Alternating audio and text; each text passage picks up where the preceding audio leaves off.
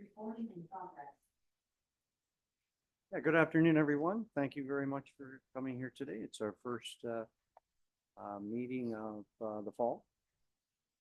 You never know it's fall, but some nicer weather right now than we had in August.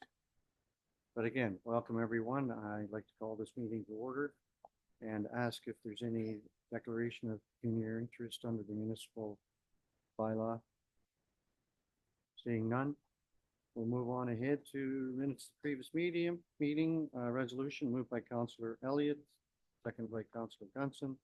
Minutes of the town of Minto, September 2nd, 2025, regular council meeting be approved. All in favor of the motion? So I'd like to ask, I know we have 3 delegations today, and I'd like to ask everyone that's going to the podium, make sure that the little green light's on, Sama, maybe you could assist. Speak into the mic, state your name, why you're here. We already know that, but welcome. 3 delegations. So doing the resolution moved by Councillor Zimmerman, second by Deputy Mayor Anderson, the town of Minto Council convenes into committee of the whole. All in favor of the motion? Carried. Thank you. So we have no public meetings today, so we're going to get right into the delegations. We have Angela Stanley, who's the CAO, Wellington Healthcare Alliance, North Wellington Healthcare, year in review. So welcome, Angela. Thank you very much for coming. I understand that today is your first time in this council chamber. Yes, I was mentioning I've lived in this community. So this is the first time. So Yeah, well, thank you for the opportunity to speak. don't be shy. I won't be sure. I really wanted to have the opportunity before council and just give an update on the activities that are occurring in the hospitals. So I'm providing you with your happy to take any questions on the information presented and other information or other questions that you need.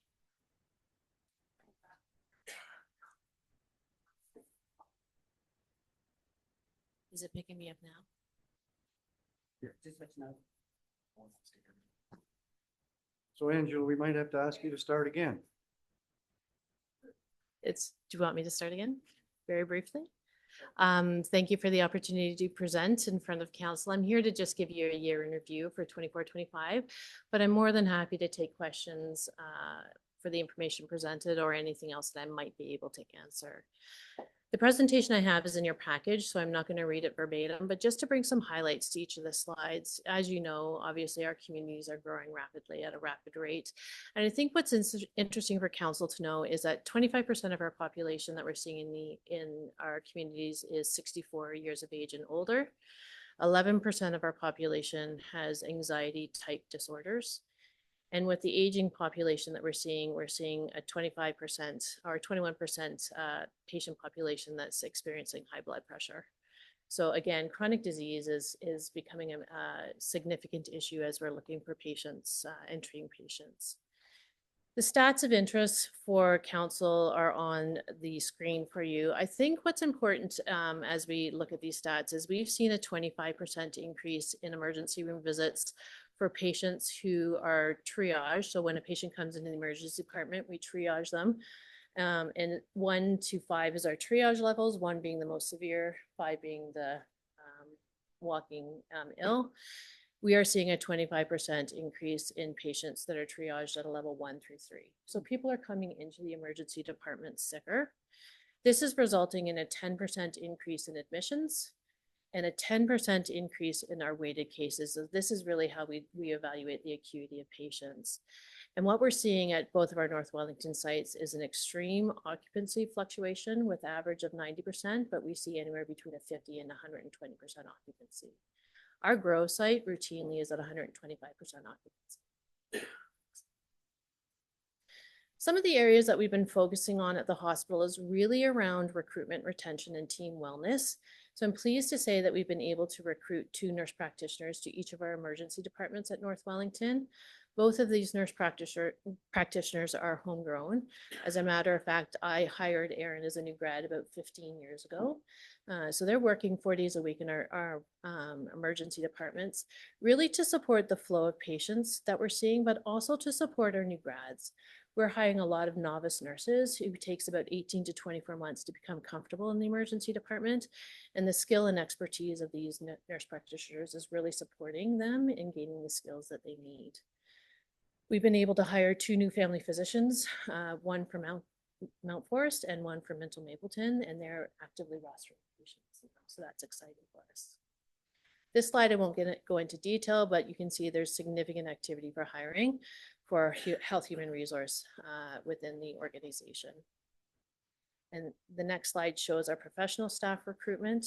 So we've really ramped up our locum coverage. So that's physicians who come in and don't set down roots necessarily in the community. They come in and test us out to make sure that they're a fit for us. And then hopefully they'll stay with us for longer term practice. We've done a significant amount of clinical services planning within our catchment area with our partners at Guelph, but also with the Alliance, so Groves, North Wellington hospitals. Next slide, I'll go into a bit more detail. So the top portion of this slide is what we consider to be our core programs. The bottom section of the slide are the areas that we feel we need to pay attention to. So almost all of them are listed with the exception of oncology. Oncology is a regional program that is governed by Grand River, now REN. And so there's a lot of work happening there. So if you can go to the next slide, this one is a difficult one to read. This clinical priorities plan is actually on our website if you want more information. But we're really focusing on supporting patients who are coming into our emergency department with mental health and addiction issues and streamlining our ability to get them into a higher acuity level of care. So our partners are in Guelph, and sometimes it's challenging for us to get patients down there in a timely fashion. We also have huge opportunity in our surgical program to advance surgical wait times, to maximize operations in terms of efficiency of our OR theaters. We have 4 theaters across the Alliance, all of which are underutilized because they are not funded. So we'll be working with our community and our partners at the ministry to say, how do we maximize service there? Big news, obviously, for this community is we have an MRI now in Palmerston. The ribbon cutting is on Friday. We are already scanning patients in the magnet, and everything is going well. And we're really excited to have the opportunity for that to service Southwestern Ontario. This will become a system resource, not just a local community resource, but it's really important for our community, so we're not having to drive long distances for care. The last slide, just in terms of interest, is the end state of our financial position for 24-25. North Wellington finished the year in a minor deficit position. Considering the state of hospital finances across the province, this is a relatively minor one. Groves is significantly higher. We are working with our ministry partners to stabilize our funding as we move forward. But again, this is really based on population growth, acuity of patients. So it's a very complex navigation that we're doing with our partners at the ministry. Finally, happy to take any questions after this. Really would like to thank Council for all of your support, particularly your support with physician recruitment. As you are aware, we recruit as a system. It's not just hospital, we recruit primary care, etc. And without your support, we wouldn't be able to be as successful as we have been. And it really is important that we partner with you in order to make sure our communities have access to care. That's the extent of my presentation. I am more than happy to answer any questions that That's you may great. have. Thank you, Angela. Do we have questions? Councilor, go ahead. With mental health, I see at least 2 people in Palmerston and some in Harrison that have mental problems of some sort. Mhm.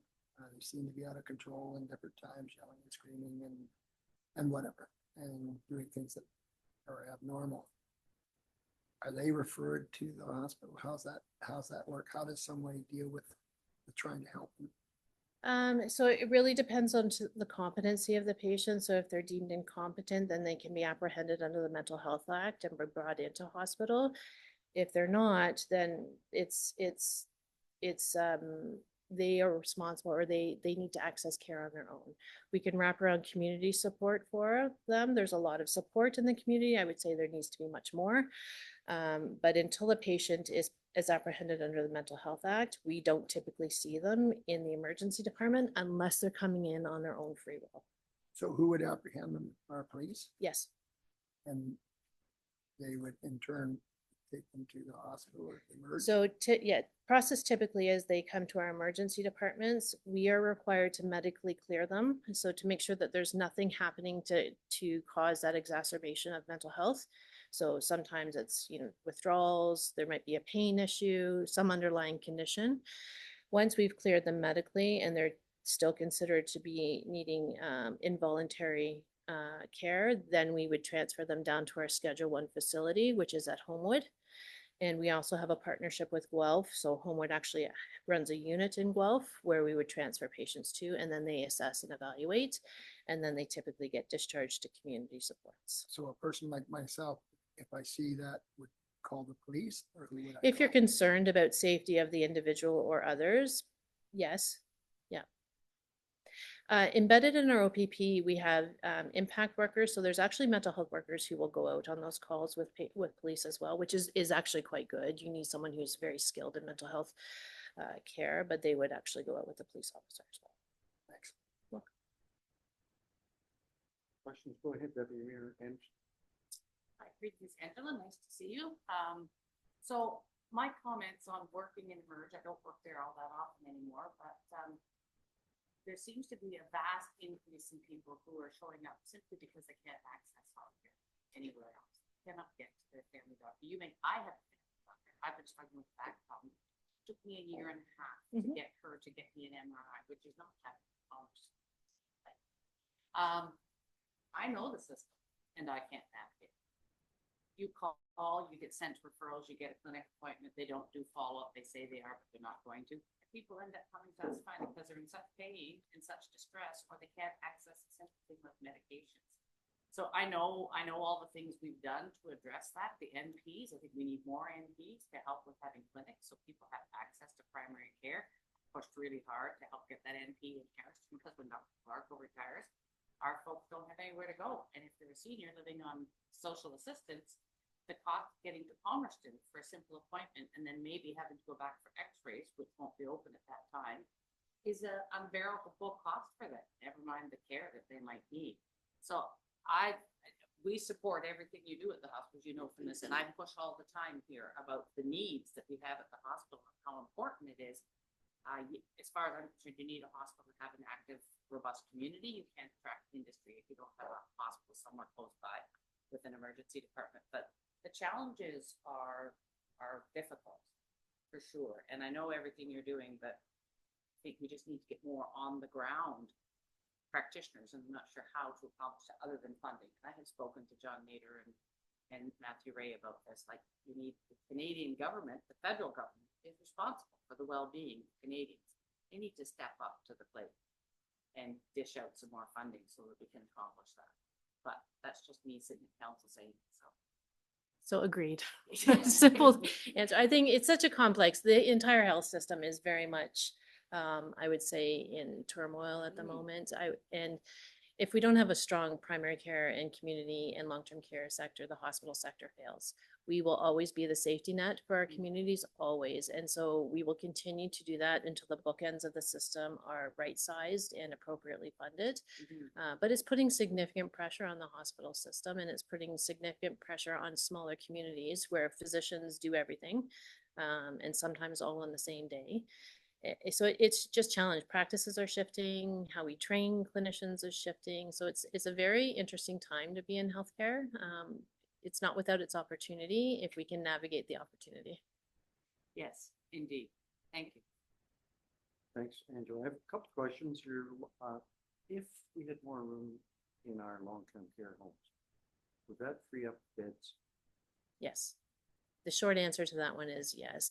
We have a couple of programs that we're working on right now with our primary care practitioners, and it's really around diverting patients from the emergency department with home care. There's a different model where they're being embedded in primary care, which is having some impact on actually keeping patients out of the hospital. But at the end of the day, we see anywhere between 15 and 35% of our beds are occupied by patients who are ALC or alternative level of care. They're waiting for a different destination. And what's different, I think, than larger hospitals is oftentimes our community, we will take our loved ones home until we absolutely can't anymore. So when they end up in the hospital, they're there and the only output for them is some sort of institutional care. So it's a challenge for sure. Other questions? Okay, well, that's terrific. Excellent report. Thank you for coming, and we certainly, this council, past councils have certainly, we think very highly of our hospitals, both Mount Forest and Palmerston, and keep up the good work over there. So thanks for coming. Thank you. Thank you for the opportunity. So we've got a cogen development project out at Farm Fresh. It's a biodigester project, and we have our subject matter expert, Martin Lensing. Where did I get them 3 words? Sorry, Martin. Oh, Jeff. Sorry, everybody knows Jeff Tuck. Welcome. For those of you that don't know me, my name is Jeff Tuck. I've been a Minto resident for 50 years. Currently at Farm Fresh Poultry outside of town for 6 years. I've actually been with the last year. I want to thank Mayor Turkey Council for today's proposal. Essentially, we've been given the opportunity to both move Farm Fresh schools forward and also move. Sorry. I got it. It's green now. Is that working? Start again? Yeah, if you don't Okay. mind. So for those of you that don't know me, my name is Jeff Tuck. I've been a Minto resident for 52 years. I've been at Farm Fresh Poultry for 6 years, 5 of which as production manager, 1 of which is plant manager. This biodigester, we think, provides an opportunity for both Farm Fresh and for the town of Minto. We've had a long relationship with the town of Minto, very collaborative, and we'd like to keep that going. We think the goals of Minto and Farm Fresh are aligned on this one, and Yorkshire Valley Farms. For the town of Minto, we're more than well aware of the issues with wastewater and the limits of our wastewater treatment system as it is now. This biodigester provides us the opportunity to remove that wastewater stream from the system and allow us to deal with our own water. We think that goes a long way towards easing pressure on the town of Minto and on its infrastructure. The benefit for Farm Fresh is it aligns with Yorkshire Valley Farms and Farm Fresh's ethos of sustainability and minimizing our environmental footprint. So we can generate our own power, we can generate our own gas, we can limit our water discharge, and at the same time ease pressure on the town. I'll hand it over here to Martin Lensick, and he can answer any more detailed questions.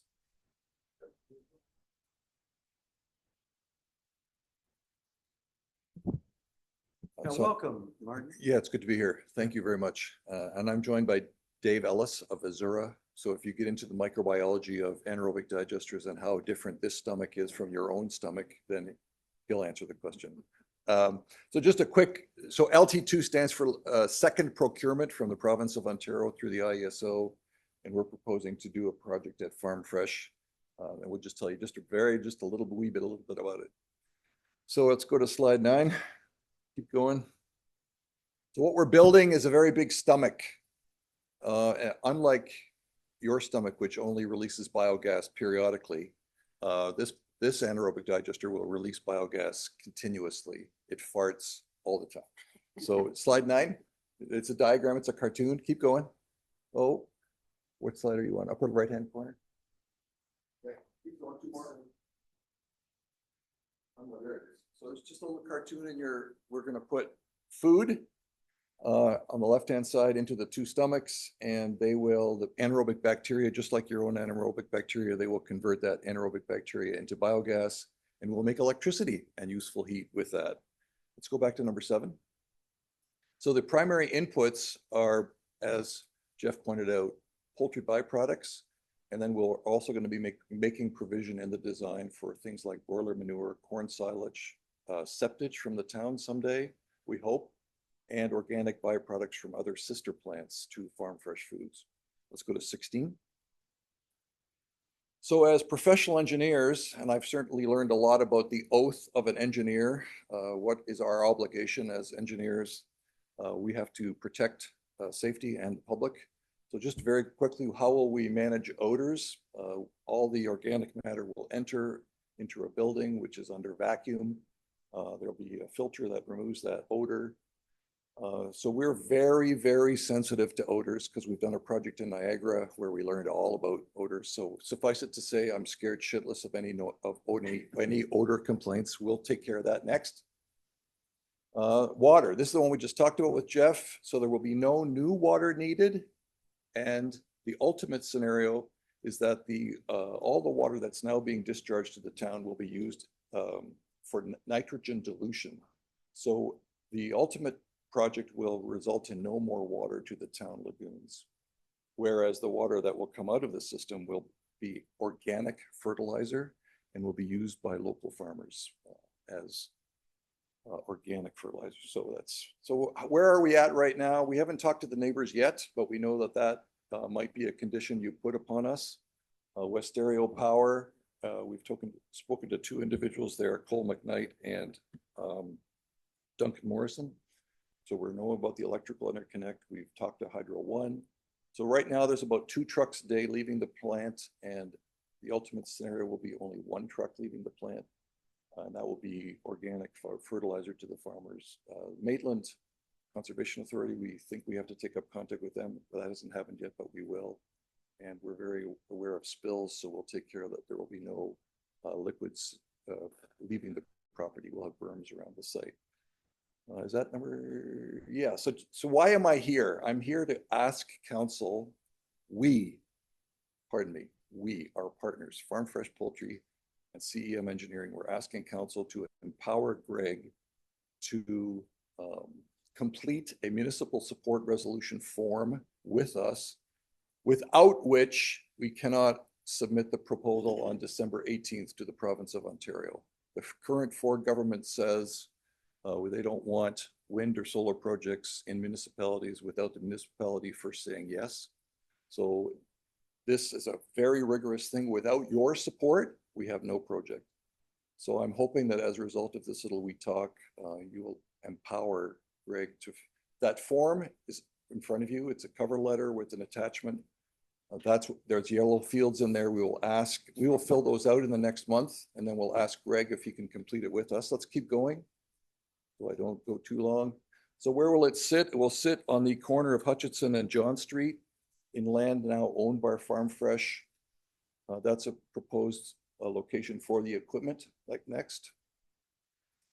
So I won't go through all of this, but suffice it to say, when I took the oath in 1980 as a mechanical engineer in McMaster University, and I held the chain and I put the ring on my pinky. I don't wear my ring, but safety is our highest priority. And everything to do with safety, whether it's the generator set, whether it's emissions of contaminants, whether it's noise, appeasing the TSSA and the ESA, we will take care of all that for Farm Fresh and for the investors. Next. What are the benefits? Jeff already spoke to these. It's a predictable new revenue stream from the sale of green energy to the province of Ontario, so that really improves the viability of that business unit.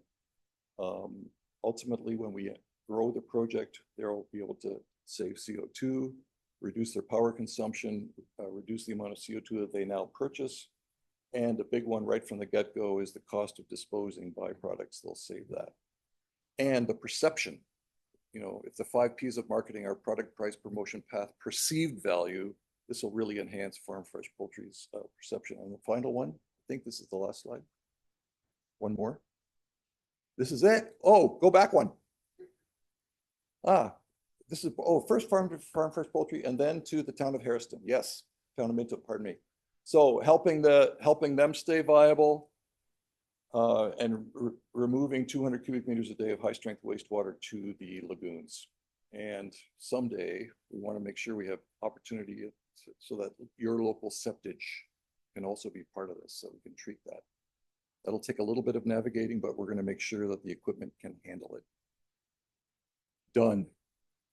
Any questions? Yeah, thanks, Martin. Questions? Go ahead, Councillor Putman.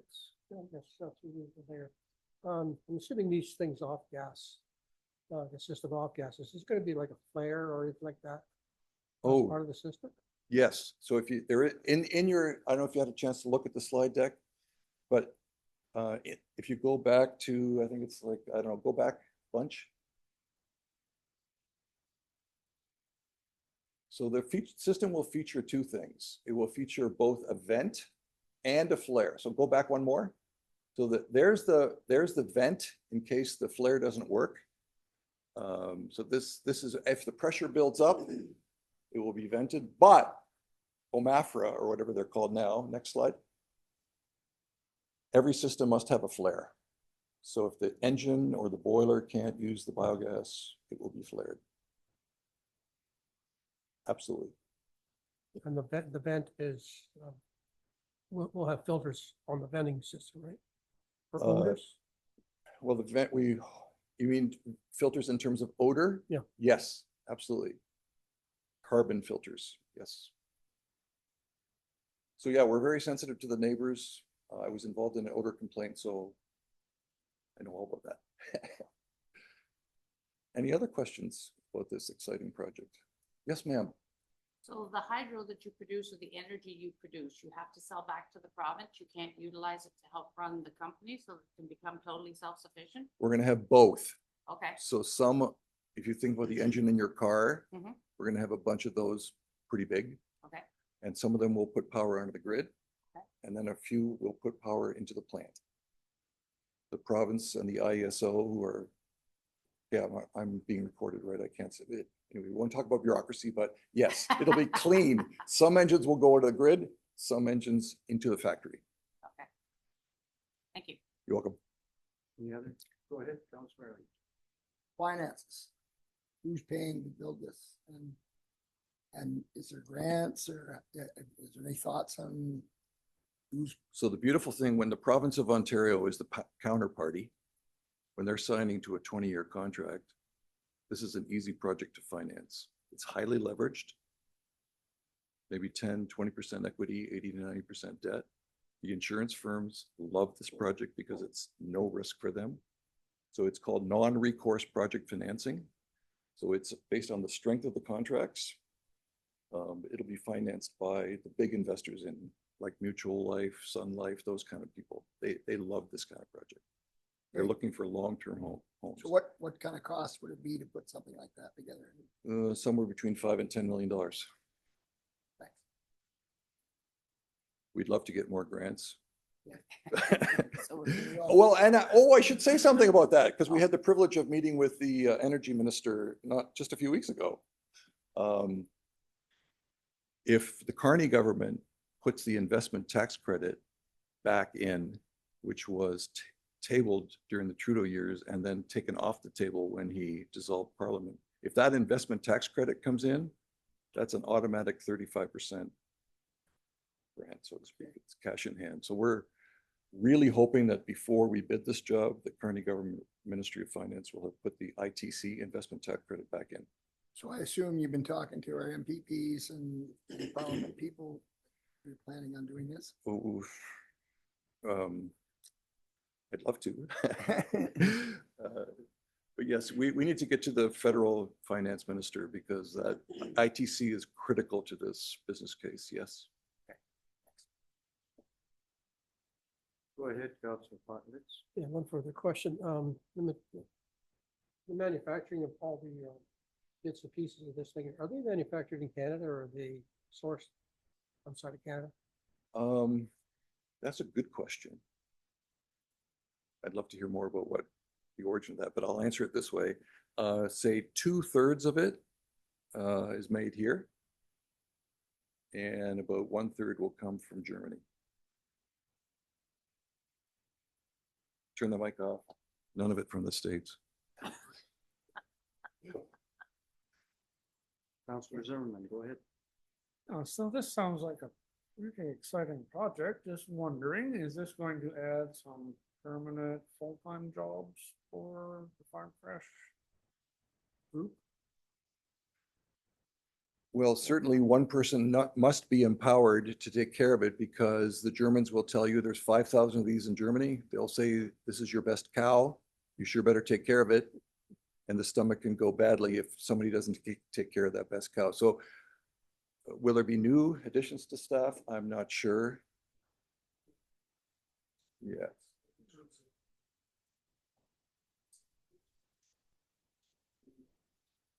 Yes, that's right. Yep. good. That's a plus for the town. Oh, Absolutely. Jeff, you didn't introduce your high-powered colleagues to the audience. Oh. Sorry. Councillor Gunson, go ahead, sir. Just a quick question. So I see you're gonna eliminate a truck per Yep. day, so you got two leaving. What about trucks coming in once we start adding all this other stuff, the silage and all that? Are we Yeah, gonna that's a have good quite point. a bit of traffic or? Well, let's start with the easy question, the silage. Silage would come in the fall and it would be packed in bunkers the proper way. So that would only be a fall activity because we would draw upon those bunkers during the year. The broiler manure, if we can get it, is another matter. That, yes, your point well taken. It might become a wash. Yes.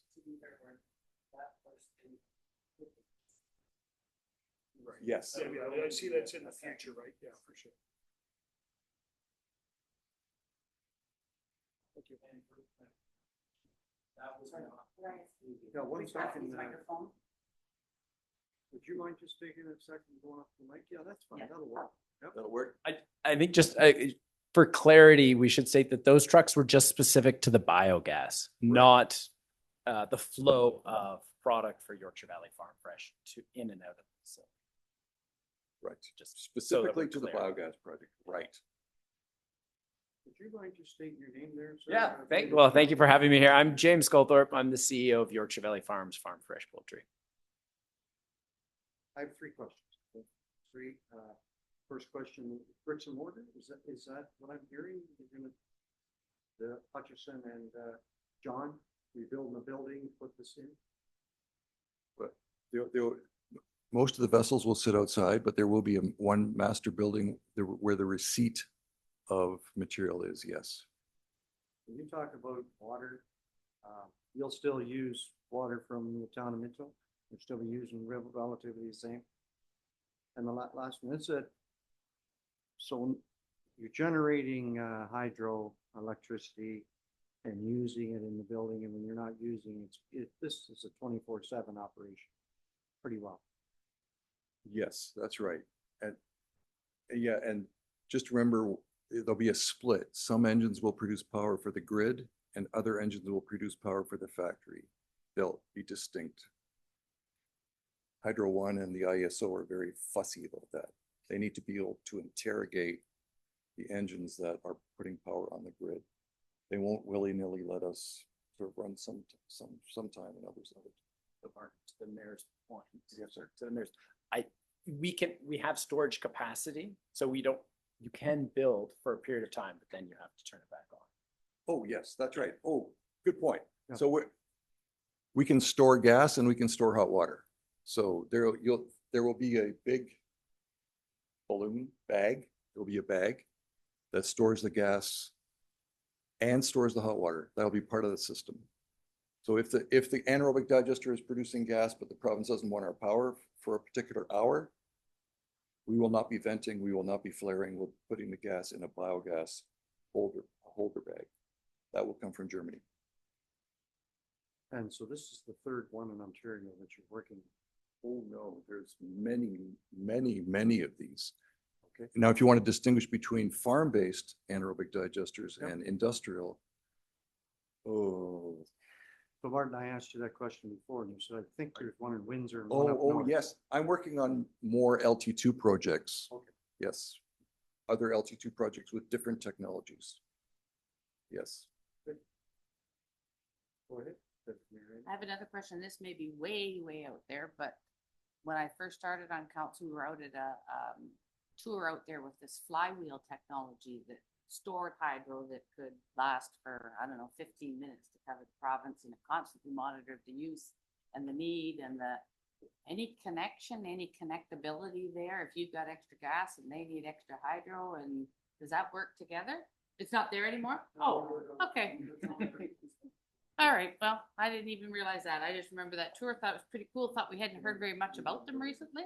All right. But the question is still a good one. This procurement, because the province's power needs are growing so rapidly, Mhm. and the Ford government wants the fuel to come from Ontario, they're looking for power in at least 8 or 10 hours at a time Mhm. just to meet the demand. So the 15 minutes is okay when the wind doesn't blow and the sun doesn't shine, but what they're looking for in this is you have to be able to run 8 or 12 hours Monday to Friday, or a lot more, which is what we're gonna do. We're gonna run 8,300 hours a year. Well, there's no question there's gonna be a greater need for electricity if we're all gonna drive electric vehicles. I'm interested to see how they're gonna achieve that, never mind where we're gonna put the batteries and where we're all gonna charge our vehicles. I didn't realize the flywheel thing had gone. It's now being replaced with what's called battery storage. Ah. Yeah. Okay.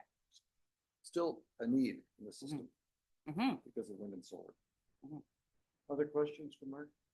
Yes, your 10 minutes are up, Mark. I'm sorry. I know, I'm so sorry. We knew that was.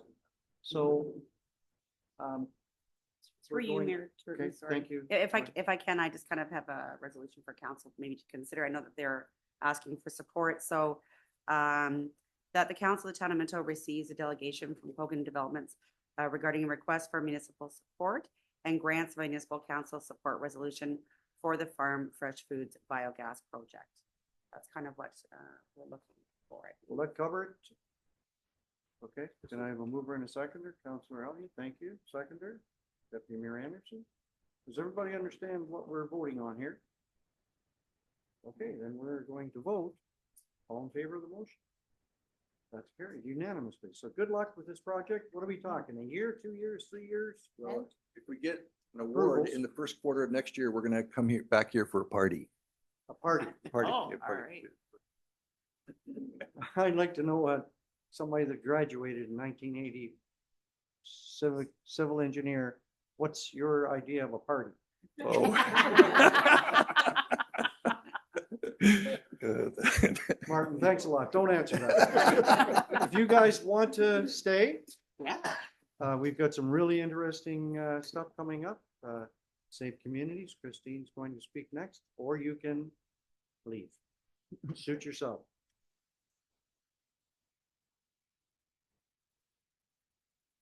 You guys at Farm Fresh, this is very important in reference to Safe Communities. So I'd just like to welcome Christine.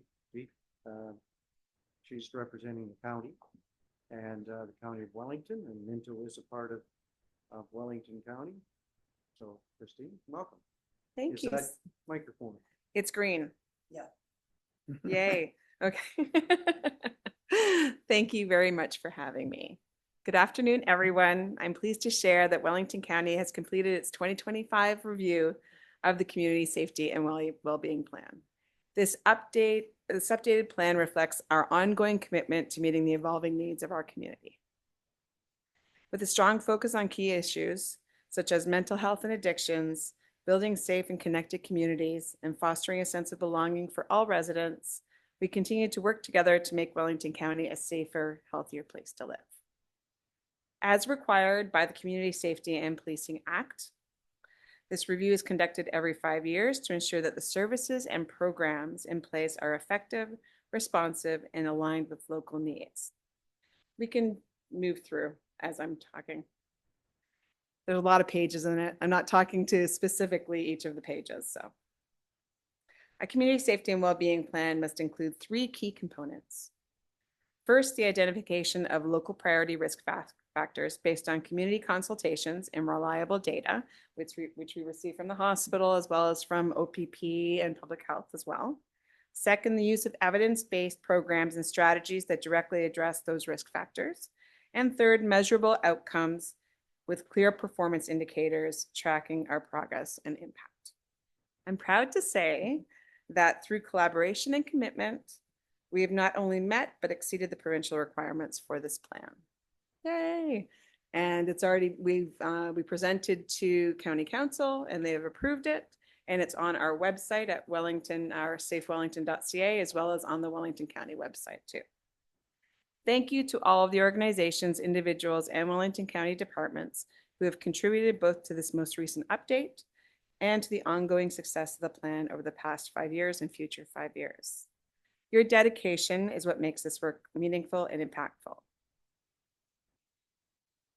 I really have to say with the Community Safety and Wellbeing Plan, it brings everybody together, and Mayor Thornton comes to our Safe Communities meeting and he sees what can be accomplished and how everybody comes together, and we're no longer in our silos. We're working together, which is amazing.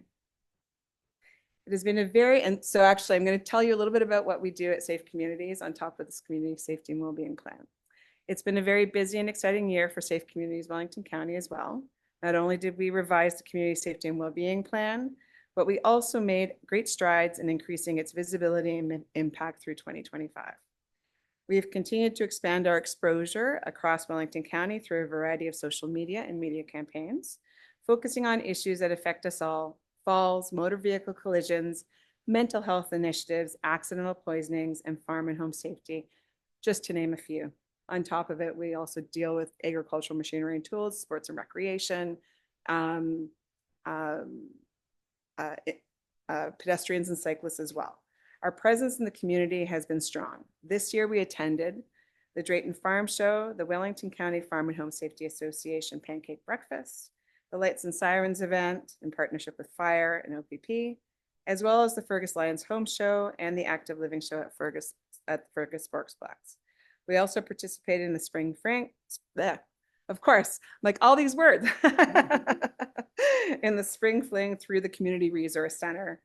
These events have allowed us to engage with residents directly and keep community safety front and center.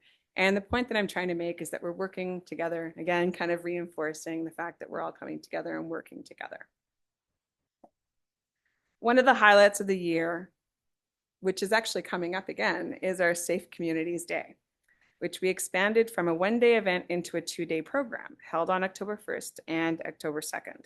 This format worked extremely well, and we'll be continuing that format actually in a couple of weeks. We connected with students virtually in between the two nutrition breaks, dedicating one day to 911 education and another day to highlighting the role of our safety partners beyond emergency response.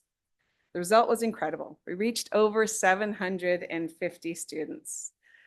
A lot of individuals who participated in our in-person event at the Martin Fieldhouse prior to COVID keep on asking whether we would be going back to an in-person safety day.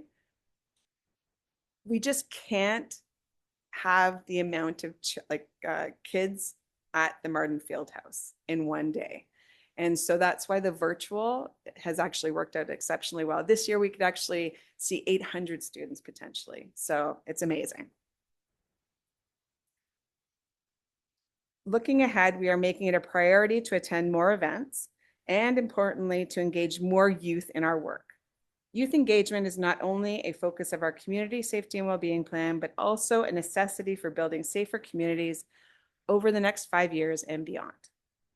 I'm also excited to share that through Canadian Youth Road Safety Week, formerly National Teen Driver Safety Week, it has allowed me to actually go into high schools as well, across Wellington County and into some Guelph high schools.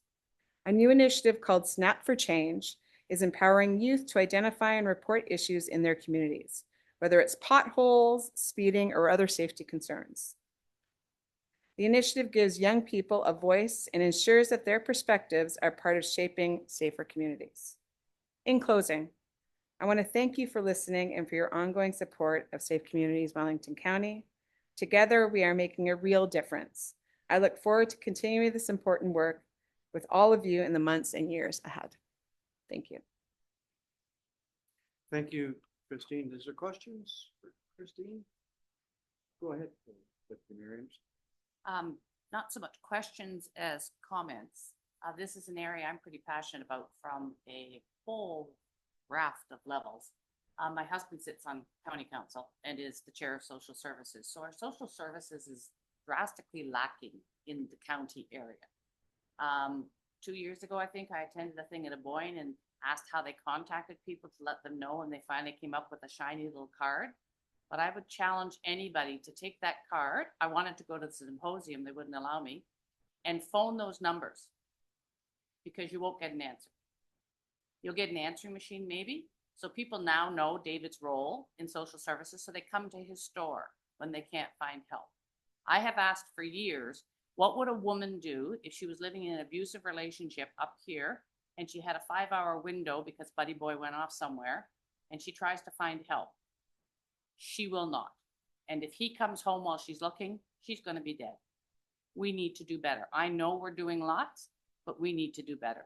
We need to have a safe house for women in the county. We need to have shelters, appropriate shelters that the people will go to. We have rules for the shelters, so they stay outside because they don't like the rules and they're living in the wild. That doesn't cut it. And the glossy little messages and the social media, homeless people don't have social media. And during COVID, when the challenges were even greater, the only access they had to that was the library, which was closed.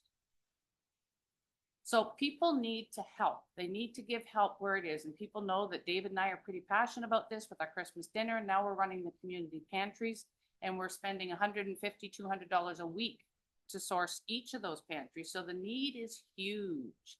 We need everybody to pitch in and we need to do more. I know we're doing lots and I know we have a plan, but let's get a shelter somewhere that will house people. No questions asked. Here's a roof, here's a bed, here's a meal. Mhm. Yeah, no, I totally agree with everything that you just said. I don't know where we get the funds from. I don't know how, but there has to be something in the county and currently there is nothing. It's all in Guelph. Mhm. So that's my goal, is to get something in the county. That'd be Thanks. amazing. Other questions, comments? Christine, thank you. I appreciate all the hard work that you do. I understand that you've got a big task. You and your committees, going forward, good luck. But just keep doing what you're doing because, I mean, there's no limit to what you can do when you have a group around the table like you have. I mean, the whole county is involved and you can only do what you can do. So keep doing it. Thank you so much. Thanks a lot. And I'll say the same thing. You guys can and gals can leave whenever you want. Martin, I'm sorry if I was picking on you, but I should have said that Martin and Dave and I, we go way back. We worked some of these things at where I used to work for many years, and they're great guys to work with. And I'm glad that Farm Fresh has caught up to these guys because they'll do well. So thank you. And I was being sincere there, Martin, Dave.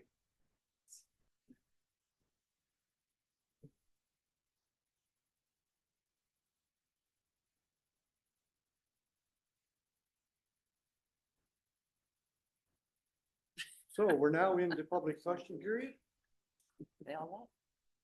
Yep, everybody's gone. So if you don't mind, then we'll just move into correspondence. You okay with that? All right. Thank you. We have 6 items on our correspondence today. There's some very interesting ones there.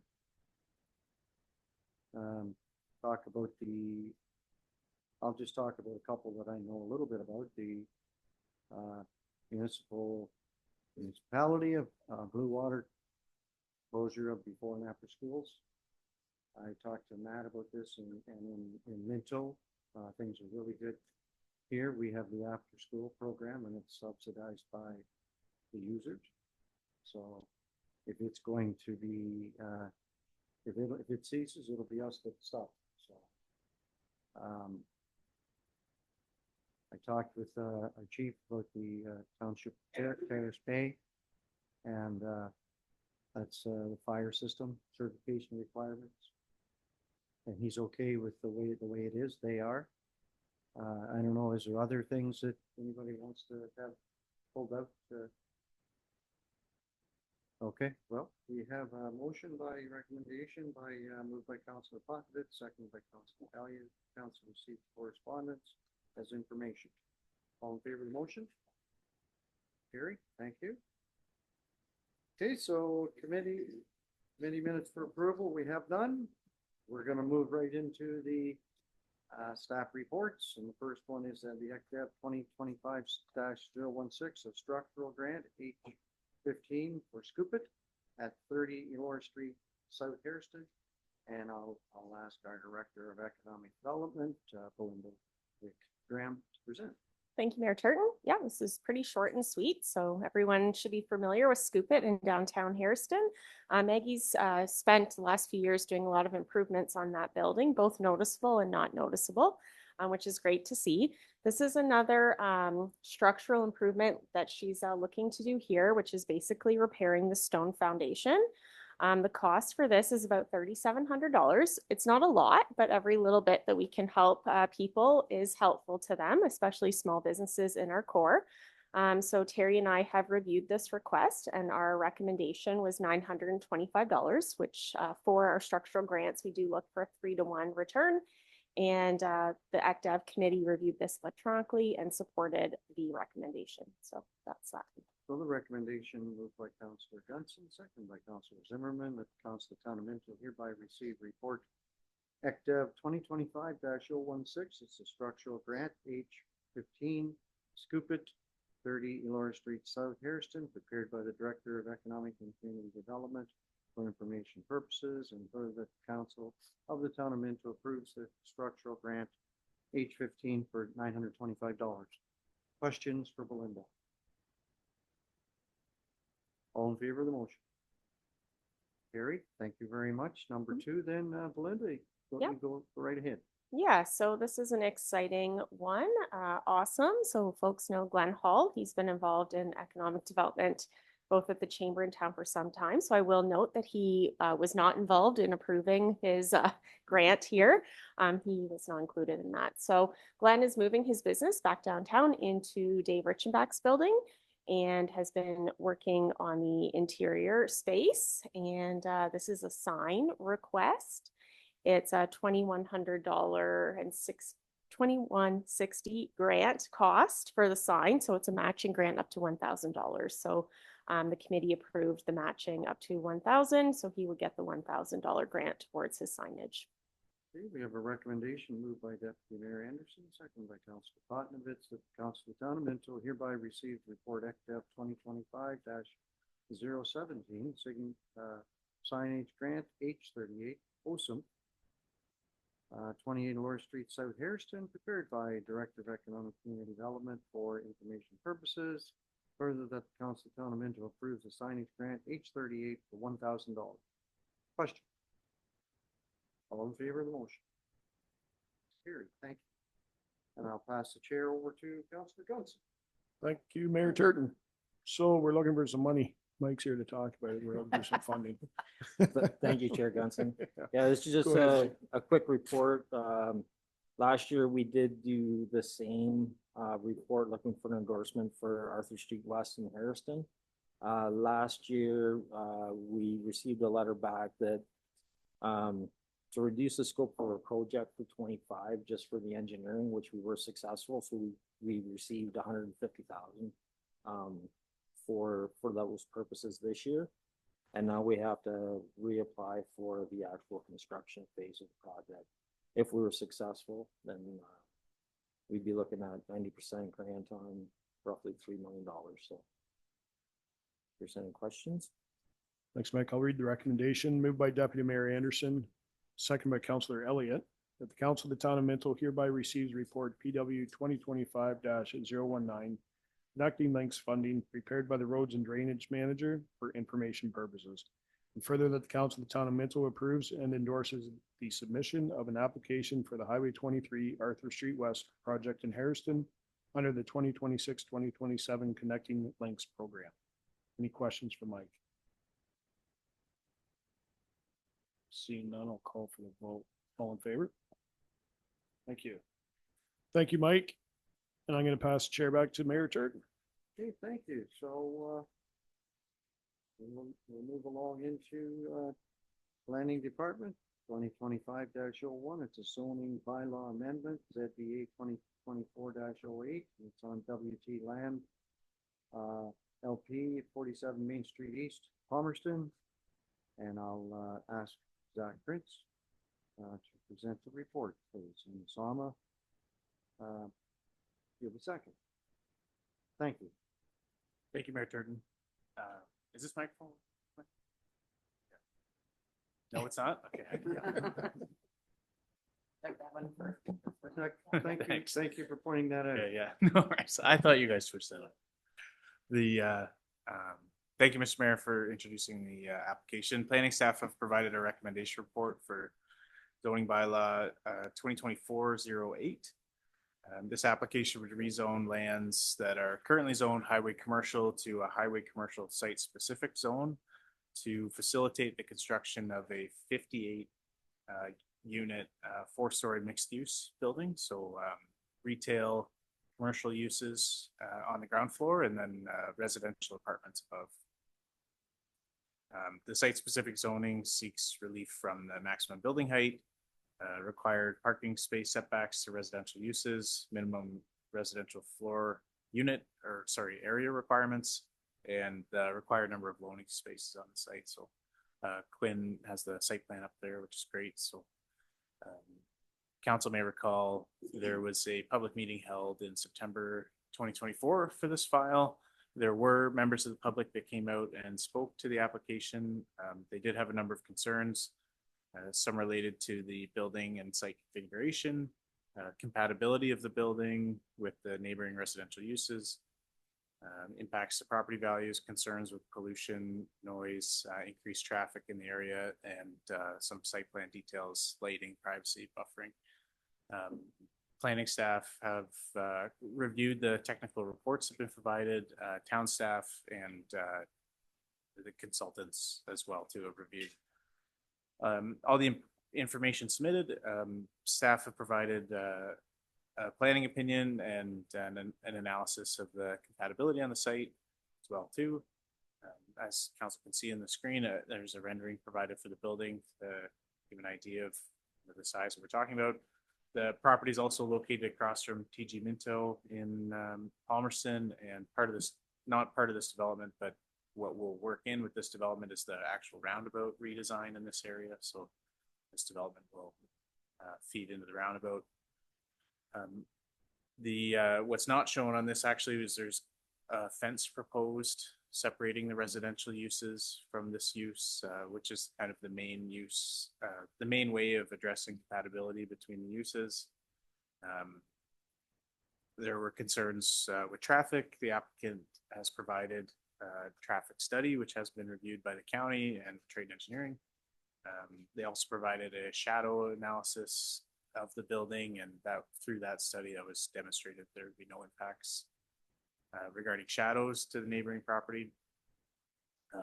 Through the review, the applicant also submitted the site plan, so that allowed staff to kind of look at more granular details of the site prior to bringing the zoning bylaw forward. So we have provided a zoning bylaw for council's consideration attached to this report. Thanks, Zach. Sama, is there anything that you would like to add? Thank you, Mr. Mayor. I think Zach already covered all aspects, so I have nothing further to add. All right, thank you very much. Do we have questions for Zach?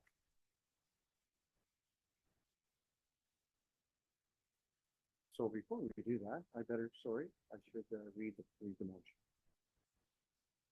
Slacking in my duties here. So we have a recommendation moved by Councillor Gunson, second by Councillor Zimmerman, that the Council of the Town of Minto hereby receive the report plan 2025-015 for the proposed zoning bylaw amendment ZBA 2024-08 WT Land LP for land legally described as Section 1, Part 19, municipal address of 475 Main Street, East Palmerston, prepared by the planning coordinator for information purposes. Further, that the Council of the Town of Minto consider passing the bylaw. Okay, questions? Deputy Mayor, and go ahead. Thank you.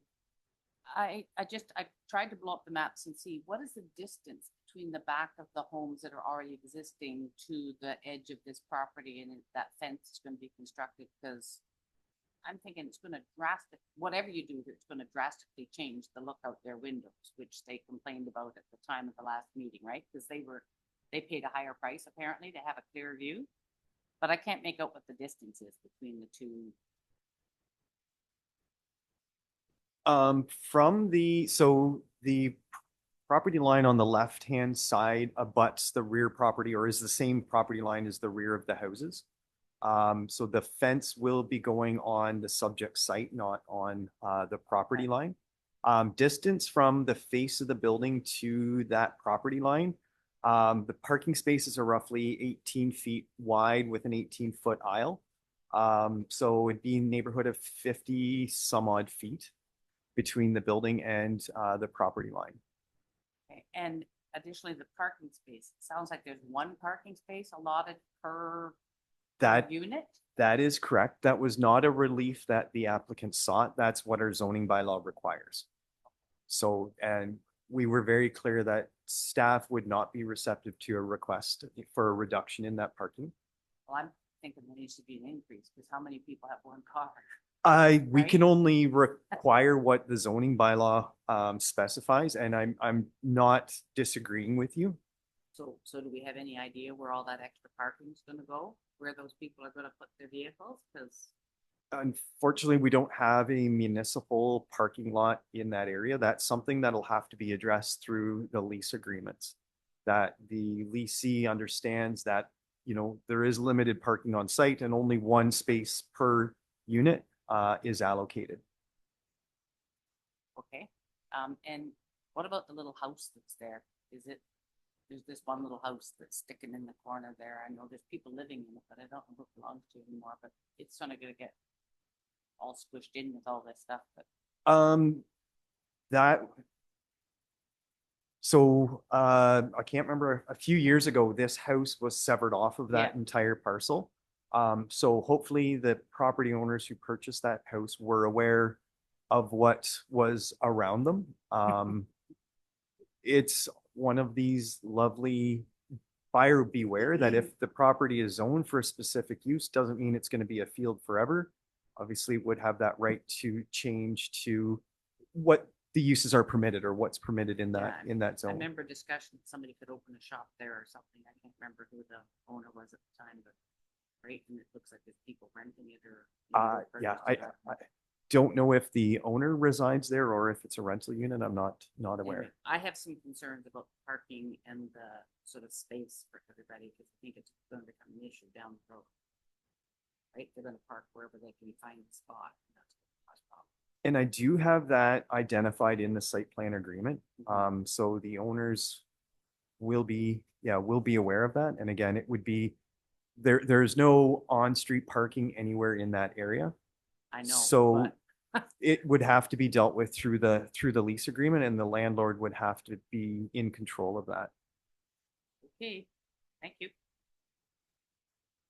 Go ahead, Councillor Elliott. Don't think there's any secret. Yeah, a few years ago, wasn't it, they're planning to put a strip mall down there one time. When that, there's some rumors and thoughts about that. So anyway, just people were living there. It was always going to be something put in that property. So it was always zoned for the highway commercial zone that it was. Whether or not the adjacent property owners are aware of that, that's beyond my control. Right. At the public meeting, they indicated that that was not what they were advised, but that is not information they would have received from the town. That was on. That's correct. Could have found that. It actually used to be zoned industrial, and was rezoned probably 10 or so years ago to highway commercial, which is more of a compatible use for the adjacent residential as well as for the location. Another question. When do you expect we'll be building this? Are we just putting this on for a few years, or we hope we build it? I can't speak for the owner, but what I did include in the site plan agreement is that the agreement itself expires after 5 years. Just for things change in the dynamics of construction. So I don't want the town to be held to these provisions that we're creating today when it may be 5, 10, 2 years down the road that it's constructed. So that is beyond, beyond my control when they start. Councillor Potnevitz. Yes, thank you, Mayor. Just had a comment, I think at the meeting we had prior, I had some concerns of which I addressed to staff. In regards to the shadowy effect of the fencing, I'd like to thank you for looking at that. I think that was some of the concerns from the residents as well. In regards to the parking though, so you provided enough parking for the number of units, like the residential units that are going to be there. Is there different requirements for the commercial space parking? There is. So the number of parking spaces for the apartments, like was mentioned, is one per residential apartment. For the commercial space, it's based on square footage, X number of parking spaces for commercial for every, and I can't remember what the number is or what the ratio is, but that is in addition to the apartment, the units required for the apartments. So could tenants park in those spaces if they're available? Or They no? could, yep. I was just gonna say, it says 37 parking stalls for the commercial. Oh, okay. So I couldn't, sorry, remember that number off the top of my head. Other questions? Okay, so I've called the question. There's no other questions? We've satisfied everything that came out of the public meeting pretty well. People that were here with complaints, is it protocol for us to get back to them, or they just read your reports and see what it is that were proposed? In the Planning Act, there is no procedure set out for following up on them. Essentially, it would be the staff taking in their concerns for consideration. And through that, as Zach mentioned, they did do several studies to address some of the concerns. So shadowing was brought up, photometric study to ensure that there's no light spillage on the adjacent property, as well as potential noise impacts. So the owner completed those studies just to explain or to mitigate or identify that this property won't cause those issues. Okay. Further questions? I'm going to call the question. All in favor of the motion? That's carried. Thank you very much. So we'll go on to the next one, which is Plan 2025-016,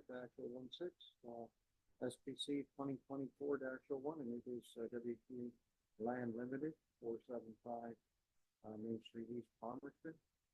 And I'll ask Sama to present the report. Thank you, Mr. Mayor. Thank you. This report concerns the site plan agreement for the same property as Zach and Terry mentioned before. The site plan approval process ensures that conditions such as servicing, grading, drainage, parking, and buffering are addressed in accordance with the Town of Minto's municipal servicing standards and zoning bylaw. In support of this application, justification report, servicing, grading, sediment, and erosion control plans, as well as the lighting plan submitted. And also this application has been reviewed by the town staff, county planners, and the town's consulting engineering. The draft site plan agreement has been prepared, which includes the town's standard provisions aligned with key requirements for site development and maintenance, including like all garbage and waste must be stored in enclosed facilities. The owner is responsible for the snow removal within 24 hours and must not block visibility, drainage, or neighboring properties. And also the owner must maintain landscaping, driveways, and sidewalk to town standards. And also the other thing is the owner will be required to provide securities covering the cost of offsite work, which will be held by the town until the work is completed to the town's satisfaction. And it should be noted the agreement will expire in 5 years, as I mentioned before. This site plan agreement is the final step before the building permit can be issued once the council approves the association zoning bylaw amendment today. It was my report. And if you have any questions, Terry and I will be happy to.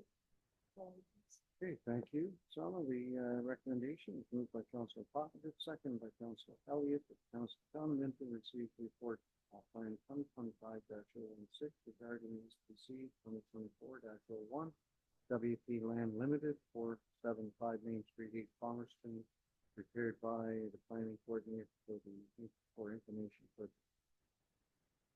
Questions?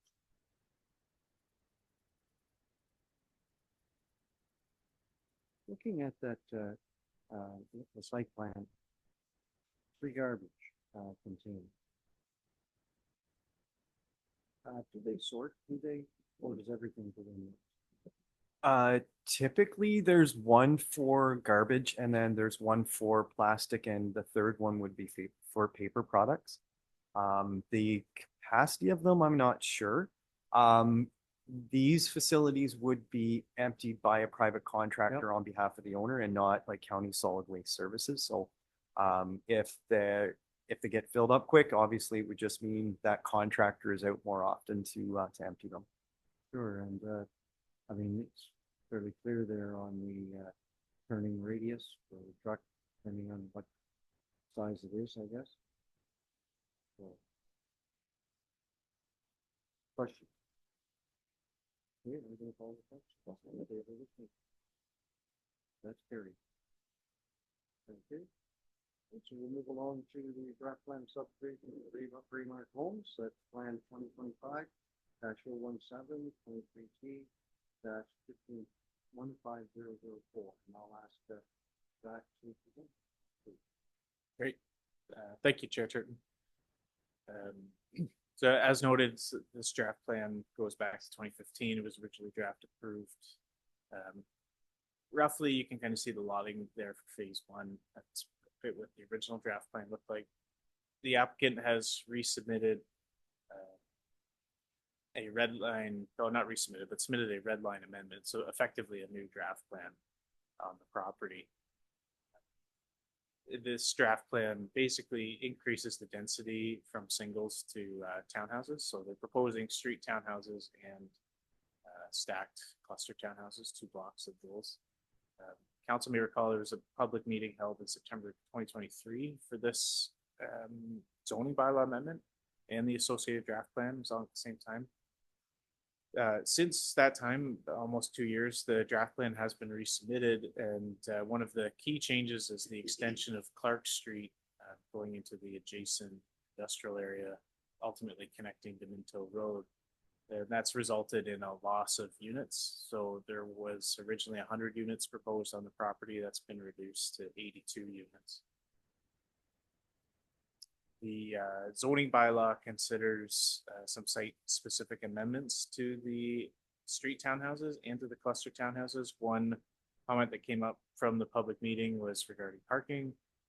So there is a minimum setback that's been imposed to allow for more parking in front of the units in this area, which has been included.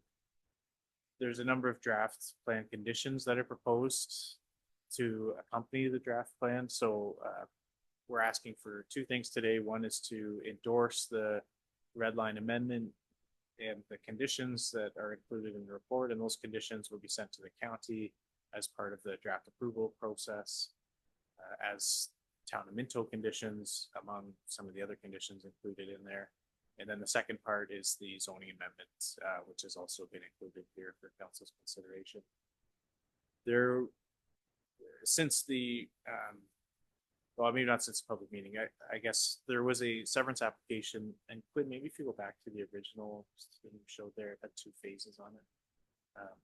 Yeah, that's maybe helpful. So the severance application from 2022, which has now been finalized, basically split that phase 1 from phase 2. Or sorry, no, it split the phase 2 from the original farm, which is included in this, just farther back. And so planning staff are expecting there to be at least 2 future phases beyond this phase that's currently today. So we're just dealing with that yellow section, phase 1. Phase 2 will be another phase, and then there's a farm farther back, which would be a future phase or well. This is also in kind of a unique area of Palmerston. There's been a history with this property, which council may or may not be aware of. There's previous submissions, OMP decisions. So what we're dealing with today, just phase one.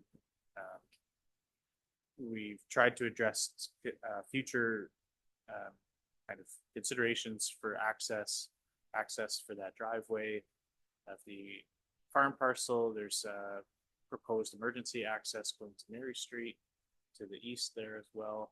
And those kind of design considerations, we've included as draft plan conditions, which will be sorted out through the detailed design submission. So the applicant still has plenty of work to do. However, we are recommending the zoning be approved as recommended and considered by the applicant.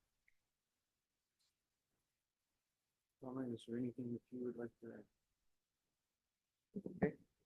So we have a recommendation by Council Johnson, Council Donovan, report plan 2025-07 regarding draft plan subdivision 2022-15004 for Braemar Homes Inc. and recommend approval. Set out state rate. Further, that the Council Donovan endorses draft plan subdivision 15004 Donovan staff pricing the county of Wellington up in the council decision. Questions on this? Councilor, go ahead. My question is access to the property. I think one road going in from Main Street, like a driveway, is that a road? And the other, I don't know whether you come from the industrial site, the other, or from the east side, Mary Street. I'm not sure. So in reviewing the traffic study for phase one, the single entrance, which is labeled as Ontario Street, is adequate for the traffic flow. However, the fire department had concerns that if something happens at that single entrance, how are people going to get in, get out of the site? That's off of Main Street. That is off of Main Street, Okay, yeah, yes. that's the one. If you look at the map, I don't know if you can zoom in a little bit more, Quinn, but there's two roads labeled there. Lawrence Street North, which does not go all the way through to the subdivision, and the other is Ontario Street. So Ontario Street right now looks like a driveway to that 445 Main Street, but it is a road allowance. So for phase one, the traffic study revealed that that was sufficient for these 85 dwelling units going in there. But as Zach mentioned, there is an emergency egress that's linking to Mary Street, just to give a second option. With phase two, the egress from the site will have to be addressed. And that is part of that consideration is the link to Minto Road. The other would be Ontario Street would have to be closed and Lawrence Street would have to be opened up. There is, with the additional phase two developments going in there, there would be the need for turning lanes going in and out of the development. But they are going to have conflicts with the King Street Road, where it connects to Main. And that's why Ontario would have to be closed and then Lawrence Street opened up. So we won't worry about that until time comes. Correct, yes. And then they have to apply for the property. So, Yep. okay, so they just really coming in and out on one road. Yep. I mean, regular streets. That is correct, yep.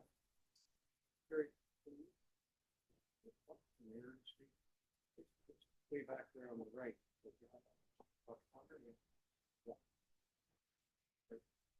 So I was going to say from this street that's in there, I can't remember what it's called. Basically, the proposed emergency egress is essentially just going to be an extension of this road connecting up to Mary.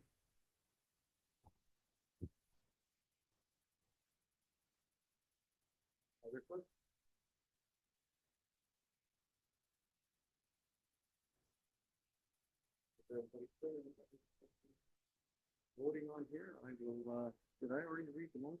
Yeah, I did.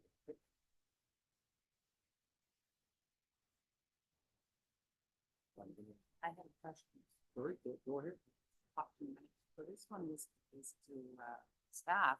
What about our sewer and water capacity? All of these developments, all of a sudden start moving right now. Where are we gonna be at? So at this point, with all of the developments we have on paper, we have sufficient water and sanitary capacity. Staff have flagged that as an issue that we have to watch in all three of our urban centers.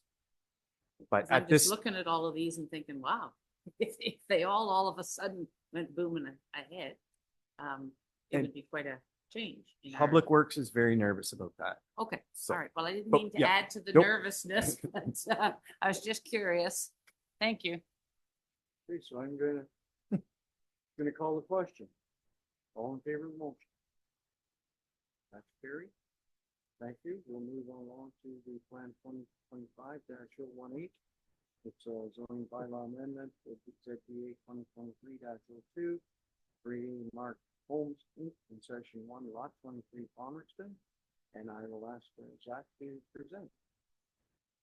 Or does Sama want to present?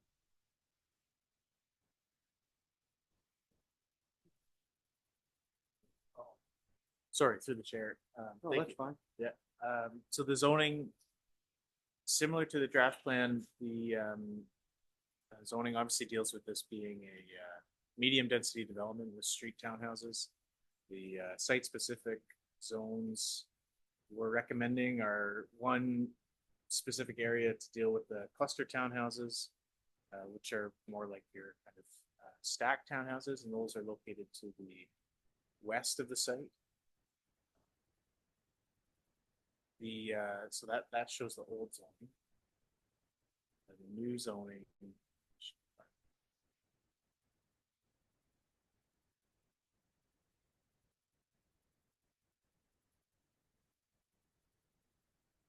Sorry, it's past the gap.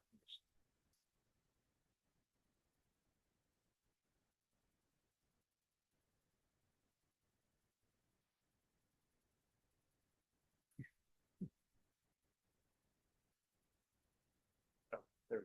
Sorry. Thanks, Quinn. So some of the things that are happening on this page. So we're going from the R3, R1C zone to a R357 site specific, R356 site specific zone. The original zones were what was changed as part of the 2015 plan. Now bringing it to 2025, the zoning is also being updated at the same time as the draft plan. A couple of things are staying the same. The open space zone, which is the stormwater management block to the east, and then the open space zone to the west is a buffer required for the industrial uses there. So the zoning for the cluster townhouses will require that, or sorry, the site plan and the potential condos for the stacked townhouses would have to deal with that buffer berm requirement through their kind of more detailed site development. The reduced provisions include reducing the lot frontage minimum for corner lots and for regular lots, reducing the lot area required for cluster townhouses, reducing the exterior side yard setback, and increasing the building height to 12 points. Sama, anything to add? All right. Carrie.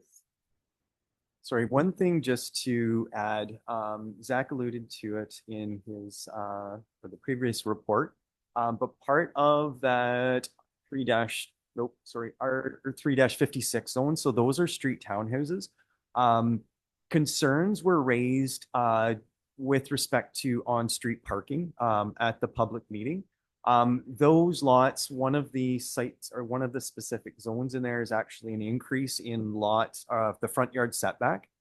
So normally front yard setback, so the face of the building to the property line is 6 meters or 18 feet, give or take. That is being increased to 12 meters.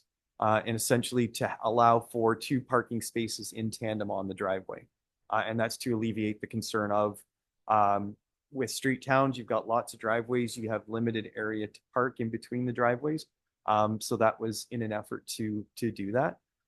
In addition to that, I believe the proposed dwelling units contain attached garages, so if people use their garage for a garage, then it would be 3 parking spaces provided on site. Okay, so we have recommendation. Made by Zimmerman, second by Councilor Elliott, that Council Fleming to receive report from 2025 -018 for the proposed zoning bylaw amendment, ZBA 2023-02, Braemar Inc. for land legally described as section 1, lot 23, Palmerston, for information. Questions? Councilor Botman, go ahead. Yes, to you on Curtin. Just didn't know how you're gonna address there's some talk about changing the Ontario Street and using the other street as the access. When you talk about exterior side yard setback, how are you gonna address that? If that street's not there, you allow the buildings to go in, are you gonna have them set back to the exterior side yard even though it's not up to street?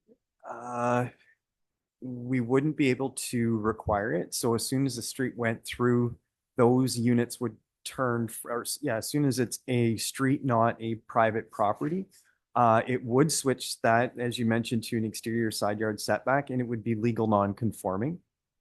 We've had other situations where that has occurred already. An example would be the John Street extension into the MEX subdivision in Harrison here. There were some dwelling units that were constructed prior to it being a road.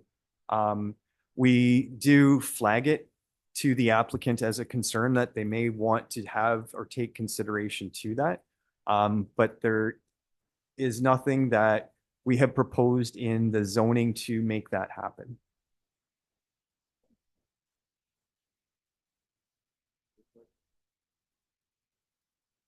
I have a question on that picture right there. So I'm looking at western the zone, the R3 57 zone. So that R1C and the R3. Looks like there'll be a roundabout there, and that road will head up the Minto Road. So the underlying lot fabric is what was approved under the 2015 draft approval. Essentially, the new road you'll come in on Ontario. If phase 2 goes ahead, you would be able to turn left and go to Minto Road into the industrial park or continue straight on into phase 2. That bulb, again, is outdated lot fabric. That's kind of the thought. That is correct, yep. Hearing no other questions, Ed? All in favor? Thank you. We'll move on to Roy Noon. Plan 2025-019, D3925, 9582, Road 6. And I'll ask Tom. Thank you, Mr. Mayor. Concept application B39-25 for a prime agricultural severance at 9582 Wellington Road 6 is currently under consideration by the County of Wellington Land Division Committee. The proposal involves severing approximately 32.5 hectare or 80.3 acre with 408 meter or 339 feet of frontage for continued agricultural use. The retained parcel will be 71.5 hectare or 176.8 acre with 407 meter or 334 feet of frontage and contains an existing dwelling, livestock facility, and storage shed. The property is zoned agricultural and natural environment and designated as a prime agricultural area in the official plan, which generally restricts the creation of new lots except for agricultural use, agricultural related uses, a residence surplus to a farm operation, lot line adjustments, and community service facilities. This proposed severance is for a lot creation for agricultural uses and meets the requirements of the zoning bylaw, official plan, and provincial policy statement. as it aligns with the intent of lot creation in prime agricultural area, town staff support the application. It should be noted that although the severed parcel is slightly smaller than the minimum requirement of a 35 hectare or 86 acre, staff are satisfied that the new lot will continue to function as a bona fide farm in keeping with the intent of the zoning bylaw. We recommend that the council approve the land division consent with the 4 conditions outlined in the staff report. Thank you. If you have any questions, we'll be happy to answer. Thank you, Sonia. The recommendation is made by Councilor Fox, second by Deputy Mayor Anderson. Recommends that the Wellington Division Committee approve consent application P3925, legally described as Section A, Part Lot 2, Part Lot 3, the town of Minto, with the following conditions be considered. 4 conditions. Do we need to read them? We went over them, Sama, but I'll take a second and read them. That the owner applicant satisfies all the requirements of the town of Minto, financial and otherwise, which the town of Minto may deem to be necessary for the proper and orderly development of the subject lands, including but not limited to payment of any monies owed to the town of Minto, and that all accounts are in good standing, including the town of Minto file Secretary Treasurer of the Planning and Land Commission Committee a letter of clearance for this condition. If the owner applicant confirms that they are satisfactory access for both the severed and the retained parcels, and for permit from the retained for the authority jurisdiction. To the satisfaction of town of Minto file with the Secretary Treasurer of the Planning and Land Committee a letter of clearance of this condition. If the owner applicant supplies to the town of Minto proof that the new drainage assessment schedule has been completed and approved to ensure that the reappointment of to the satisfaction of the town of Minto, approve the town of Minto file with the Secretary Treasurer of the Planning and Land Committee a letter of clearance for this condition. And number 4, the zoning compliance to achieve the satisfaction of the town of Minto, and further that the town of Minto file with the Secretary Treasurer of the Planning and Land Committee a letter of clearance of this condition. Does everybody understand what we're voting on, or is there questions? Okay, I'm going to call the question. All in favor of this motion? That's carried. Thank you very much. So we're going to move along to the next one. It's Plan 2025-020, B40, 25, safely. It's a severance, 741 5th line. I'll ask someone to present this report. Thank you again. Consent application B40-25 for a severance at 5741 5th line is currently under consideration by the County of Wellington Land Division Committee. The proposal is to sever approximately 0.6 hectare or 1.48 acre with 15 meter or 49.2 feet of front edge from an agricultural parcel for rural residential use, which includes an existing 2-story dwelling and a shed. The retained parcel will be approximately 40.2 hectare or 99.37 acre with 338.6 meter or 1111 feet of frontage, remain agricultural and include an existing shed, coverall and grain bin. The application includes an easement for overhead hydro lines and a separate access easement using the existing farm driveway. These easements provide legal access to both the severed and retained parcels and allow future owners to use the easement area for access and agricultural operation. The property is zoned agricultural and designated as a prime agricultural area in the official plan. As I mentioned before, the provincial policy statement allows lots to be created in farm agricultural areas when they are for a residence surplus to a farming operation. And also as a result of the severance, the retained farm parcel must be rezoned to prohibit residential development, which is included as a recommended condition. Standard conditions include ensuring all accounts are in good standing and confirming satisfactory access, and the range apportionment is also required. Town staff recommend that council support the application and recommend that the county's land division committee approve it with the conditions outlined in the report. Just wanted to read the conditions. First one is the owner shall satisfy all requirements of the town, financial and otherwise, including the payment of any money is owed, and ensure that all accounts are in good standing.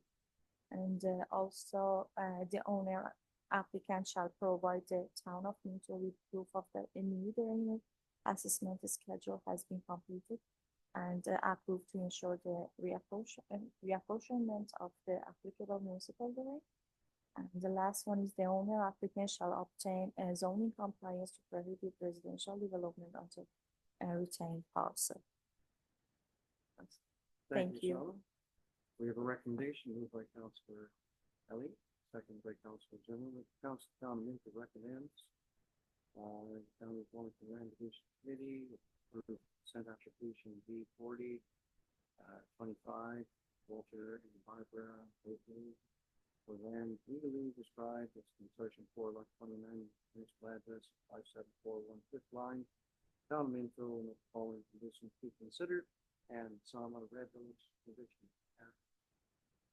Marvelous. Questions? Go ahead. Departments. Yes, Mayor. Where's the access going to be for the main lines? What the proposal is to have an easement up the existing driveway, which allows for the ownership of the driveway will be with that existing house, but the easement will be to the benefit of the agricultural portion to allow them to use it to access the buildings that are proposed to stay with the ag portion of the building.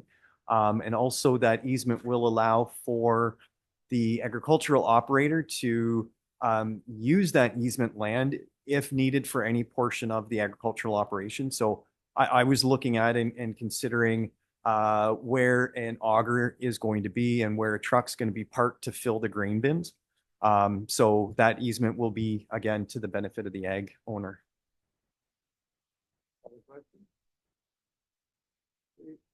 Carry the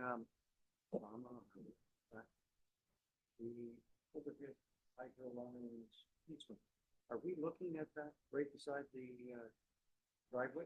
That is correct. That dashed line right adjacent to it is the hydro easement. The tiny dashes are the easement limits, and that center line is the actual hydro line itself. 1.6 or 1.58. So I've been to Glenwood and even over the last couple of years, and that's one of the things. The amount of acreage being set. That's really long lane. Is that what we're looking at? That is correct. Yeah, basically the bulb portion of the severed land contains the house and septic, and that's pretty much it. They have attempted to limit as much of the agricultural land that will no longer be agricultural land. So it's the combination of, the house cluster as well as the driveway is making it up to that 1.48 acres. Good, thank you. If there's no other questions, then I'm going to call for them. Thank you for covering up the severance. Sending it to the land. Okay, so the next item is Finance 2025-014, Housing Enabling Water System Fund Transfer Payment Agreement. They're gonna give all of that money to us and let us spend it, right, Gord? So we'll ask, That's it. don't believe that, I'll ask Treasurer to present. Great. Sorry, Gord. Thanks, Mayor Turton. Yes, this is a good news, as you've probably heard the announcement a couple of weeks ago that we were successful in the second round of they call it HUSA, but it's a Housing Enabling Water Systems Grant. It's also for the downtown Palmerston project. Roughly, it's for the water, the sanitary, and the storm water. So the services underneath. Back in the fall, the county, again with Minto as a partner, applied under the HCCS grant, and which is basically the roads and the above ground, and they were successful then. So, yes, we're very appreciative of the assistance for the province to put this project through. This is a very good grant as it provides 73% of eligible costs. Let's say down to 27% between us and the county. So we've got a transfer payment agreement that we're to send in by the end of the month. Also importantly, they had an initial project report. Haven't seen one of them, but anyway, it was due this Friday, but our town engineer and I have worked on it over the last week, and I sent that in this morning. So that gets the ball rolling. And Mike and Todd and Mark, we've been chatting. It's basically a 3-year project, and Belinda's been working closely with the business community and the residents to, bring them up to date, figure out where the best detours are, and still work with them much as we did with downtown Harrison and downtown Clifford. So this report is just authorizing the mayor and the clerk to sign the agreement. And another nice thing about this one, as compared to the ICIP projects, it's milestone based. So that means we get a percentage now when we make the approval, and also a percentage when we award tender, which from a cash flow point of view is much better than the other projects where we pay the contractors and all the engineering up front, and then we submit claims and we wait and we get it later. So yeah, we like this kind of design for a funding program. So Thank you, Treasurer Dudley. All that hammering that you've done on them, they've come to see it your way and let it flow a little easier than normal. So the recommendation is moved by Councilor Benson, second by Councilor Potkovich, that the Council Town of Minto receives report FIN 2025-014 regarding the Housing Enabling Water System Fund Transfer Payment Agreement. Prepared by the Treasurer and consider a bylaw in regular session authorizing the mayor and the clerk to execute an agreement between His Majesty the King and Right of Ontario, as represented by Minister of Infrastructure and question. All in favor of the motion? That's carried. Thank you. Well, thank you. So the next one then is the CAO report, 2025-006, critical ground, why soil is essential for Canada's economic, environmental, human, and social health. So I'll ask you to- Thank you, sir. This report is a follow-up report from our August the 12th council meeting. Mayor Turton lifted a piece of correspondence from the agenda. There was a correspondence from the Wellington North in response to them wanting to support the 25 recommendations that came out of the critical ground, why soil is essential to Canada's economic, environmental, human, and social health report that was created by the Standing Senate Committee on Agriculture and Forestries back in 2024. So we had prepared a motion to support that. However, it was quite a lengthy report, and the members of council had asked staff to summarize and report back on this, on this motion. So that's, staff went ahead and summarized the 160-page report and kind of outlined the 25 recommendations that the reports have asked for. And they've also shrunk the original motion, so it's maybe a little bit more concise than the original one was. So this report just outlines that we've done this work, and we're hoping the council will support the motion as it currently sits, and we can forward it on to the various agencies that are identified. Thank you. So the recommendation is moved by Deputy Mayor Sanders, second by Council Benson, Council Tom Minto. We hereby receive report CAO 2025-006. Critical ground. Why soil is essential component of economic, environmental, human, and social health, prepared by Chief Administrative Officer for commission purposes, and further that the Council of Tom Minto considers the attached critical ground why soil is essential component of economic, environmental, human, social health report summary when considering the attachment. Questions? Go ahead. If I can, I'm just wondering if we could make a minor adjustment to the motion. At the end, summary and passes the attached motion. I think that is what we want you to do, is to pass Okay. that motion. Deputy Mayor Anderson, Council Benson, you okay with that minor change? Yep. All right, thank you.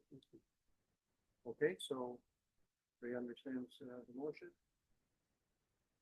All the questions? Carried, thank you. We're into announcements. Councilor Zimmerman, do you want to begin? Well, Mr. Chair, Mayor Turton, I would certainly love to get I'll ramble on for a while here. This month is kickoff, National Cultural Days, Canada-wide initiative, and Minto's right in there, on September 19th to October 12th. It is where Canada celebrates and promotes and encourages all Canadians to explore and appreciate art and cultures right, in their own community. So, it's not far too many things going on for me to let you in on here today, but I'll just say on social media, on our town website, there's an events calendar that lists everything that's going on. There's no less than 15 events in the next month listed on that calendar. So encourage residents to get out there and participate. As we know, the end of the month is coming up. We take pause on the 30th of September, the National Truth and Reconciliation Day. Minto's DEI committee, along with the town of Minto, on Saturday, September 27th, at the Morgan Theater, are going to be screening 2 Indigenous movies from the National Film Board, starting at 12:45. The doors are going to open at 12:30. And after the screenings, everyone that attends is invited over to 8837 Road 164, which is 523, just below Gownstown, and you can experience an authentic Indian teepee and listen to some Indigenous teepees that have a lot of things to share. There is a cost to this one, $10. You can purchase at Palmerston Home over, Haunted in Harrison, and Brewster's Perch in Antiques and Tempered. Also available on the Evenbright website online. And then, one second, I was scrolling through Facebook just before council, and I noticed here on September 26th at the Old Post Courtyard, we have a local up-and-coming musician, Bernie Hale, is going to be doing a performance. He's going to be releasing his new song, The Songwriter's Pawn Shop. Sounds like you could maybe pre-register to go and save a spot for yourselves, but there's a great opportunity. That's going to be Friday night at 7. Great opportunity to come and support one of our local artists. That's it. Well, that was excellent. Thank you very much for bringing that and presenting it. Deputy Mayor Ing. Just in continuation with Culture Days, so Apples and Astronomy is happening out at the farm on Saturday evening. We are asking people who are attending Culture Day events to bring a food donation for the community pantries, as the need is proving to be more than we anticipated when we started supporting those. So any donations will be gratefully accepted. Come on out though. We'll have some games for the kids and entertainment and a fire, and then Gord will do his stargazing at the end of the pasture where it's nice and dark. So 6 to 10 Saturday evening. Rain date is Sunday. No rain. Okay. That's There you supposed go. to- No rain. That's supposed to be rain. And if I could just comment, not an announcement per se, but the outside of this building looks absolutely spectacular. And it's lovely to see ramps that are actually accessible. Good work. Love the landscaping. I'm assuming Paul Judd is to be responsible for that. So kudos to everybody. Looks Yeah, great. Mike designed it. Mhm. We're Did you? waiting on the handrail. Well, it's like there's ramps everywhere, but you can't get up them unless you have assistance, unless they're that low grade. So good work. I don't want to go back in the wheelchair to try it out, but Councillor Elliott, go ahead. I don't have the ring you have, Paul. But I do have a quick announcement. The Oregon Theater is getting new seats. I think I've announced that before. They're ordered now and in the process being built. We're hoping that we'll have everything completed by the second week in November would be the longest way off. So we may have to shut down for a week or two we're redoing the floor. We've got new curtains coming at the front, length ones along the screen, and got curtains at the back door, new ones for that too. It's gonna be quite nice. And the theater in Harrison are receiving our older seats. Seats are in pretty good shape yet. They weren't good enough to be able to. Oregon has 4 or 5 events a week, and but the theater doesn't have that opportunity to have that many people. So they're receiving ours, and they're between the two of us, we're trying to figure out a way of get them out of there and put them in the theater and getting our new seats into and putting our new flooring. I think they might put new flooring at the theater too. I'm not sure. They are, Gord?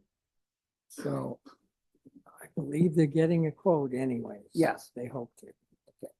So all that is happening in the next month or so. So if we close down, I'll be doing different things to get prepared for an opening. We're having a Christmas show again. So it might be about the same time as we're having the grand opening of the new theater. Thanks. Get the impression, Councillor Elliott, that you'll be doing the work. Is that kind of what you said? I don't have the quality of skills that you have, Mr. Mayor, so. Councillor Vodovitz, go ahead. Sorry. There's no announcement that I can tell. Yes, no skills. I carry a slip. Councillor Gunson. A couple things. Minto Fire is currently recruiting firefighters. And so if you're interested, just go on Minto Fire website and follow the recruitment process there and get your resume submitted, I guess. And then I just want to shout out a congratulations to all staff and volunteers for all the many, many events that happened this summer. It takes a lot of work, and summer's over. There was a lot of events, and I just want to give a kudos to the staff and volunteers for that. So, all I got. Hey, thank you very much. September 12th, which was Friday, between 1 and 3, I attended a 50th celebration, 50 years, Best in Care in Harrison. Myself, and there was other staff there. Mr. Hayter and Mr. Ray were there as well. 50 years ago, or 52 years ago, they bought that property out there. It was the old school property, I understand. And they've been hard at it ever since. I had some good discussion with Judy, the administrator, and they're full. They've been full for a long time, and they're happy. They've got a great staff. They've got 45-year staff members. They've been there for 45 years, and then they turn into volunteers. They had a celebration cake for a Hairston lady, 104 years. That's what she did. She walked out there and read to the folks, and it was just a great afternoon. It really warms your heart. The Fall Fair in Hairston happened this weekend, and I agree with what's been said here in reference to volunteers. Things like that just don't happen every year. 166 years, I think, continuous Fall Fair. Palmerston, the same thing. Fortunate to have two in our community, and it's volunteers. It's amazing, and I'd just like to congratulate our two committees, Palmerston and Hairston, this year for continuing to bring people together and have a great time doing it.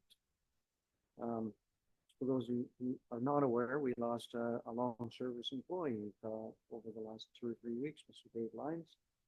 And just wanted to wish their family the best. And I know that Mr. Lyons was here for a long time, before the amalgamation, after the amalgamation, and he'll be missed. He was a good man. So if there's nothing else, we've had lots of announcements. Then we have a resolution. Can we move along, Anna? Right, resolution? No, can we move on? Yep. All right, so we have a resolution moved by Councilor Zimmerman, second by Councilor Potovich. The committee of the whole convenes in regular council. All in favor of the motion? Carried, thank you. Any notices of motion?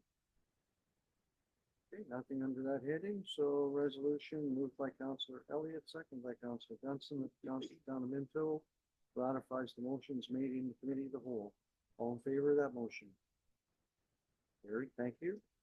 It's in bylaws, moved by Deputy Mayor Anderson, second by Councilor Elliott, that bylaws 2025-049 through 2025-051 be read a first, second, and third time. Passed in open council and sealed with the seal of the corporation. All in favor of the motion? Carried, thank you. So we've got a resolution moved by Councilor Potovich, second by Councilor Elliott, that bylaw 2025-052 to confirm actions to the council of the corporation of Town of Minto, respecting a meeting held September 16th, 2025, be read a first, second, and third time. Passed in open council and sealed with the seal of the corporation. All in favor of the motion?